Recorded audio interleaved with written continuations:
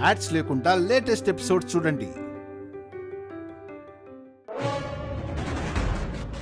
నాకు టైం సరిగ్గా అనుకూలించడం లేదు. అనుకూలించినప్పుడు మాట్లాడుకుందాం.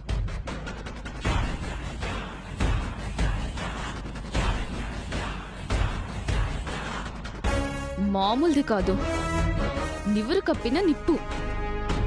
మనకి తెలియంది ఆ ఇద్దరి మధ్య ఏదో జరుగుతుందని నా అనుమానం.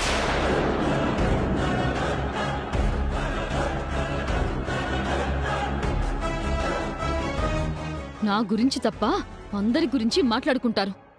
నా ఐడెంటిటీని నేనే క్రియేట్ చేసుకోవాలి.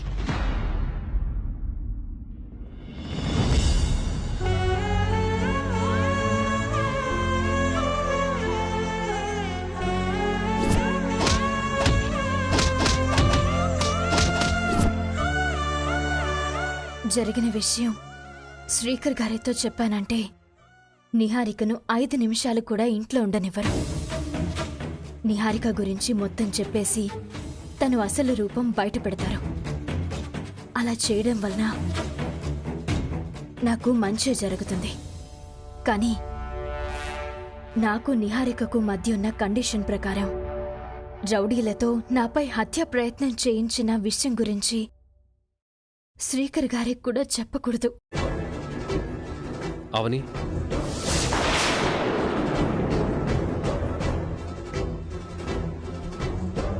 స్టేజ్ మీద జరిగిన అటాక్ విషయం గురించి అమ్మా నాన్నలకు చెప్తుంటే నిహారిక మాటలు నమ్ముతున్నారు గాని నా మాట నమ్మటం లేదు. నాకు మాత్రం ఆ విషయంలో నిహారిక మీద చాలా అనుమానం కలుగుతుంది. నువ్వు కూడా అనుకోకుండా అలా జరుగుంటుందని సమర్థిస్తున్నావు. అవని, ఆ విషయాన్ని మాత్రం నేను వదిలిపెట్టను. ఎందుకు పదే పదే ఆ విషయం గురించి ఆలోచిస్తున్నారు? ఆలోచించకుండా ఎలా ఉంటానవని? నీకేం కాలేదు కాబట్టి సరిపోయింది. ఏదైనా అయ్యుంటే? ఏదైనా అంటే? ఏదైనా. అదే ఏంటది? చెప్పలేం. చచ్చిపోయి ఉంటేనా?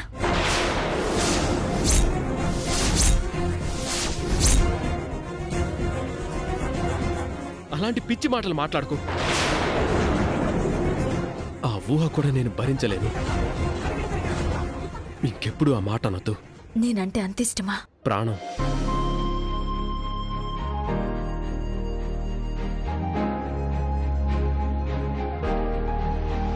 అంతకంటే పెద్ద మాట ఇంకేదైనా ఉంటే అది కూడా సరిపోదు. పొరపాటున నేను చనిపోతే ఎలా ఉండగలరు మరి?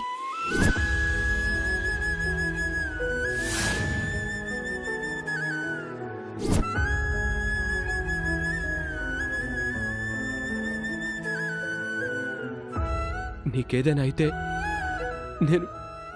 నేను బతకలేను. ఈ లోకంలో అయినా ఏ లోకంలో అయినా ఇద్దరం కలిసే ఉండాలి.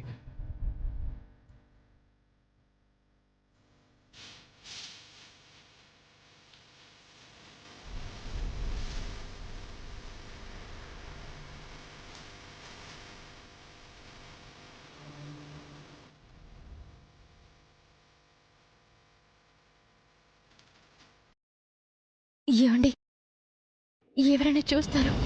చూడ్ని, ఒక పని అయిపోతుంది. ఎంతకాలం ఇలా? ఏం మాట్లాడుతున్నారు? అవును మరి, ఇంకేం మాట్లాడాలి? నేను చెప్పుకోలేనప్పుడు కాలమైనా నిజాన్ని చెప్పేయాలి. పరిణామాల సంగతి తర్వాత చూసుకోవచ్చు. స్టేజి మీద ధైర్యంగా తాళి నువ్వు చూపించినప్పుడు ఎలాగైనా మన గురించి తెలిసిపోవాలని మొక్కుకున్నాను. అవునా? మరి భక్తురాల గురించి చెప్పేయకపోయారా? భక్తురాలివైనా నువ్వే, భార్యవైనా నువ్వే. మన బంధం ఎప్పటికీ విడిపోదు, ఇలాగే ఉంటుంది.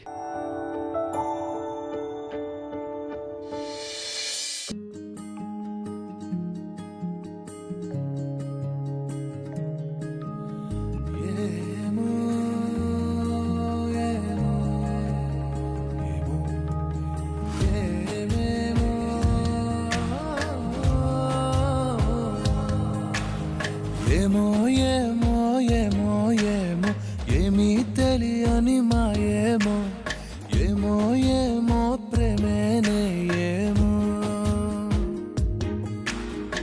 ఏమో ఏమో ఏమో ఏమో ప్రాణం నీ వశమేనేమో ఏమో ఏమో నువ్వే నేనేమో నీ చేతి రేఖల్లో నేనున్నానేమో నా గుండె గది నిండా నువ్వు నిండావేమో నిన్ను చేరా వనవాసం చేసుకున్నానేమో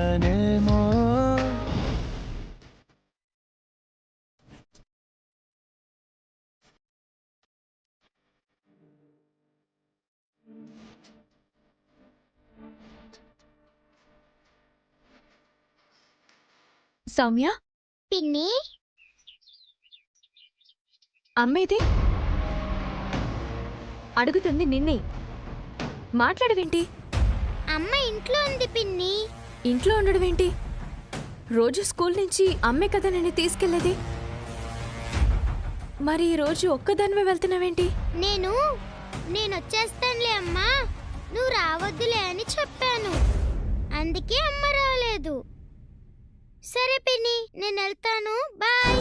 సౌమ్య ఆగు. ఏంటి పిన్ని? ఎందుకు నా దగ్గర అబద్ధాలు చెప్తున్నావు? నేనేం అబద్ధాలు చెప్పలేదు పిన్ని. నువ్వు చెప్పింది నిజమని నా మీద ఒట్టేసి చెప్పు. ఒట్టేయ్. అమ్మ రాకపోవడానికి ఏదో కారణం ఉండే ఉంటుంది. అదేంటో చెప్పు. నాన్నేమైనా కొట్టారా? లేదు పిన్ని. మరి అమ్మ నడవడానికి ఇబ్బంది పడుతుంది. ఎందుకు? కాలికి ఏమైనా గాయమైందా? శివరాత్రి నాడు మీరందరూ వెళ్ళిపోయిన తర్వాత అమ్మ ఏం చేసిందో తెలుసా?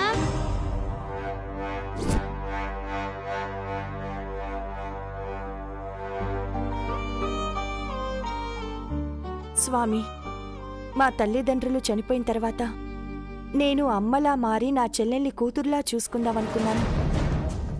కానీ నా చెల్లెలే నాన్నలా మారి కుటుంబ భారాన్నంతా మోసింది, ఇంకా మోస్తూనే ఉంది.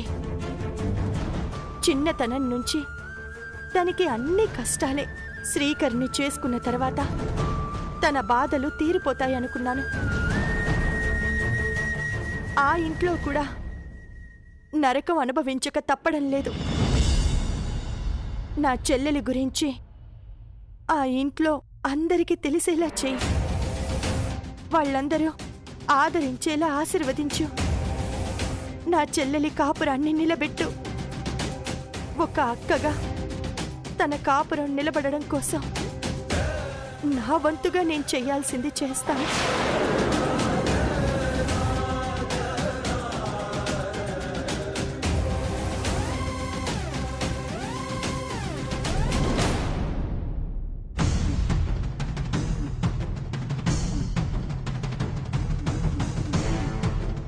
ఏం చేయబోతున్నావమ్మా? కష్టమైన కోరికలు నెరవేరాలనుకుంటే కఠినమైన పూజలు చెయ్యాలమ్మా. అప్పుడే ఆ శివయ్య కృపా కటాక్షాలతో పిన్ని జీవితం బాగుపడుతుంది.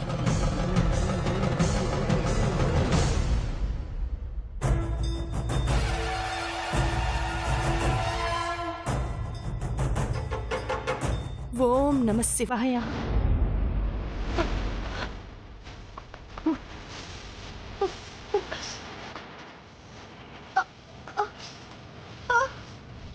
ఓం నమః శివాయ. అమ్మా, కాళ్ళు కాలిపోతున్నాయమ్మా, బయటికి వచ్చేయమ్మా. ఓం నమః శివాయ. కాళ్ళు కాలిపోయినా ఒళ్ళు కాలిపోయినా పర్లేదు, భరించగలను. నా చెల్లెలి కాపురం కాలిపోతే మాత్రం భరించలేను. ఓం నమః శివాయ.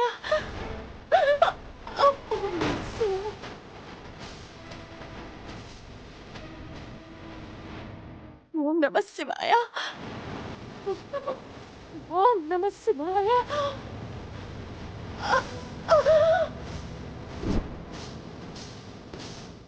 అది జరిగింది పిన్ని. అప్పటి నుంచి అమ్మ నడవలేకపోతుంది పాపం. నాన్న అస్సలు పట్టించుకోవడం లేదు. అమ్మ అలాగే బాధను భరిస్తూ నన్ను స్కూల్కి డ్రాప్ చేస్తాను అంది. నేనే రావద్దు అని చెప్పాను. సరే ఇంటికి వెళ్దాం పద రా.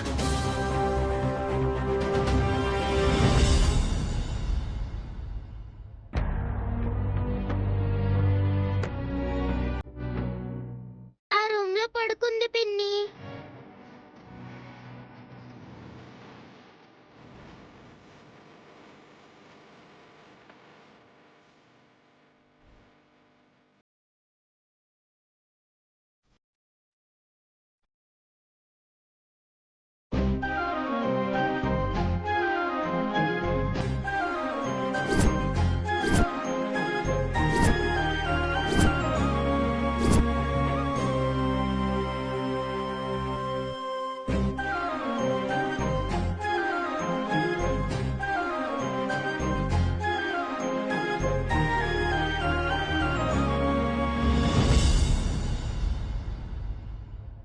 సౌమ్య, వచ్చేసావా? వచ్చేసానమ్మా. కాళ్ళకి కొంచెం కొబ్బరి నూనె రాయమ్మా. నా బంగారు తల్లివి కాదు. సరే అమ్మా.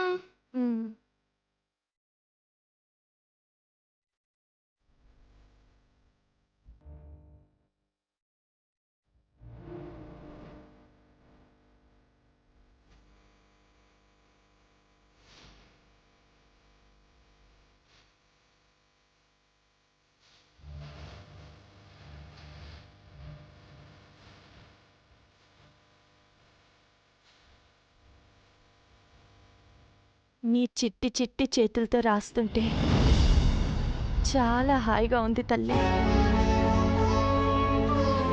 చిన్నదానివైనా పెద్ద మనసుతో తల్లికి సేవలు చేస్తున్నావు. చచ్చి నీ కడుపున పుడతానమ్మా.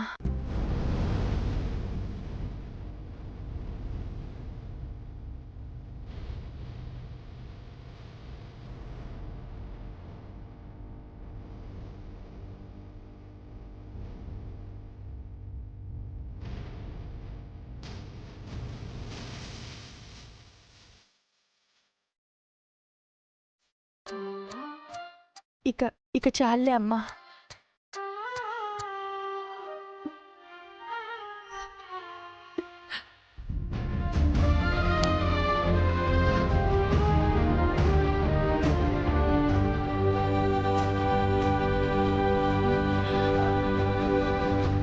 సౌమ్య,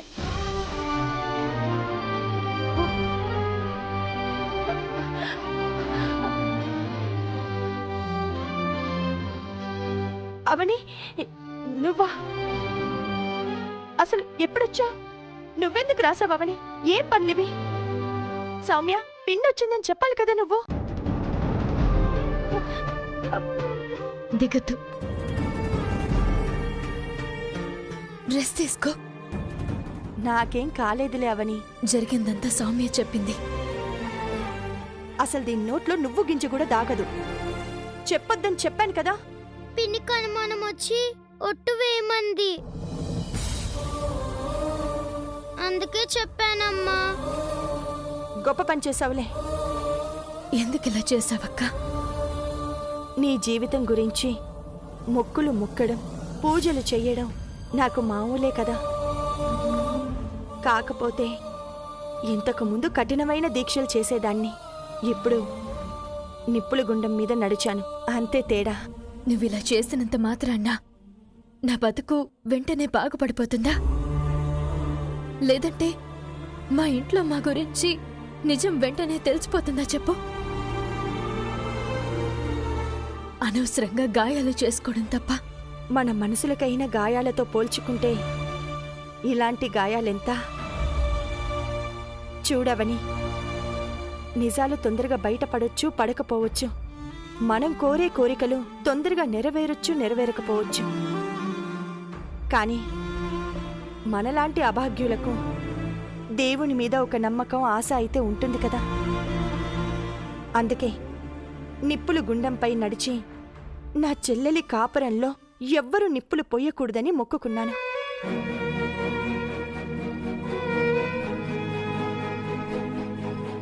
గుళ్ళో అత్తయ్యన్న మాటలు నా గుండెల్లో దడ పుట్టించాయి. జాతకం కలిగిన కోడలు మాత్రమే నా ఇంటికి చిన్న కోడలవుతుందని చెప్పిన మాటలు భూతం తరిమినట్టు తరిమాయి. రక్త సంబంధమైన సొంత బంధువైన జాతకం కలవకపోయేసరికి మా ఇంటి కోడల్ని చేసుకోలేకపోయాం. జాతకానికి మేమంత విలువిస్తాం. అందుకే ఎంతో కాలం తర్వాత నిహారిక మేం కోరుకున్న జాతకంతో మా ఇంటి చిన్న కోడలిగా రాబోతోంది. అందుకే ఆ క్షణాన ఏం చేయాలో తోచక భారమంతా ఆ పరమేశ్వరుడిపైనే వేశాను. ఈ శివరాత్రి నాడు నిహారికను కోడలుగా తీసుకెళ్లిన అత్తయ్య వచ్చే శివరాత్రి నాడు నిన్ను కోడలుగా తీసుకెళ్లాలని ఆ శివయ్యని వేడుకున్నాను. ఖచ్చితంగా అదే జరుగుతుంది. నీ జీవితం బాగుపడుతుందనుకుంటే ఇలాంటి గాయాల్ని భరించడమేంటవని నిన్న ప్రాణమైనా ఇచ్చేస్తా. అక్క,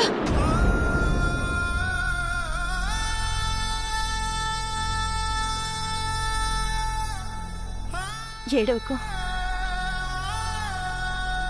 నా గురించి నువ్వేం బాధపడకు. అక్క,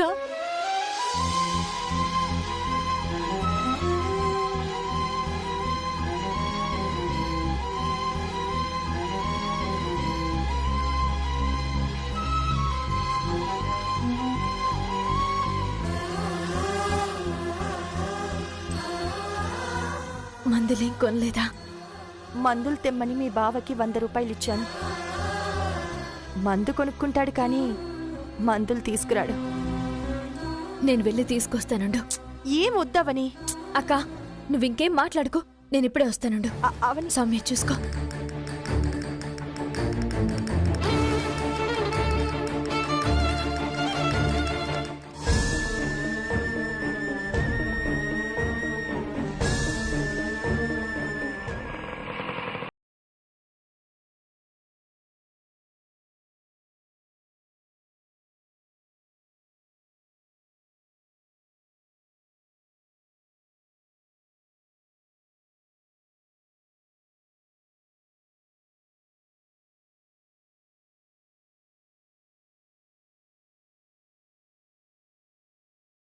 అవని వల్ల నాకు ప్రైవసీ లేకుండా పోయింది. పైగా గురుడు అవనికి తాళి కట్టడం వలన మనసు మార్చుకోలేకపోతున్నాడు. ఇలాంటి చోటైనా శ్రీకర్ గారితో క్లోజ్గా మూవ్ అవుతూ దగ్గర చేసుకోవాలి. ఇట్నుంచి ఇద్దరం కార్లో వెళ్ళాలి.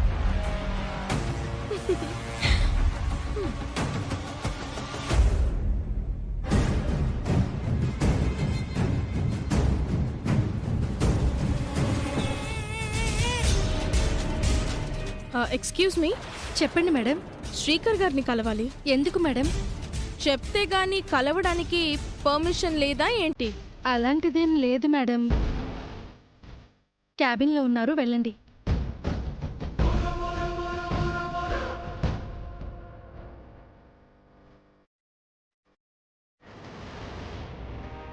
అంత యాటిట్యూడ్ చూపిస్తుంది ఎవరైంటారబ్బా?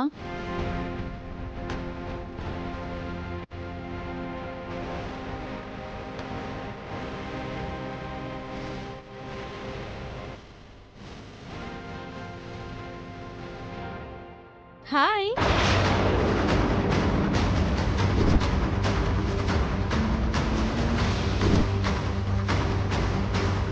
ఏదో భూతాన్ని చూసినట్టు ఎందుకు అంతలా షాక్ అయ్యారు?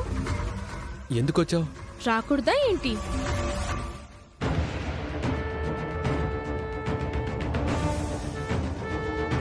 ఆ రాక్షసి ఆయనకి నాకు మధ్య దూరాన్ని పెంచాలని చాలా ప్రయత్నాలు చేస్తుంది. కనీసం ఇక్కడైనా శ్రీకర్ గారితో కాసేపు సరదాగా గడపచ్చు. నేను అర్జెంట్ వర్క్లో ఉన్నాను, నన్ను డిస్టర్బ్ చేయకుండా బయటికి వెళ్ళు. అరే, కాబోయే భార్య మొదటిసారి ఆఫీస్కి వస్తే కాఫీ ఆఫర్ చేయాల్సింది పోయి బయటికి పొమ్మంటారేంటి? ఇది చాలా చాలా దారుణం శ్రీకర్ గారు.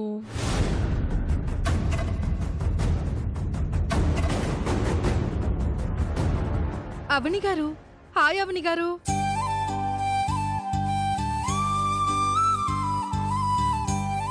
అవని గారు, హౌ ఆర్ యూ?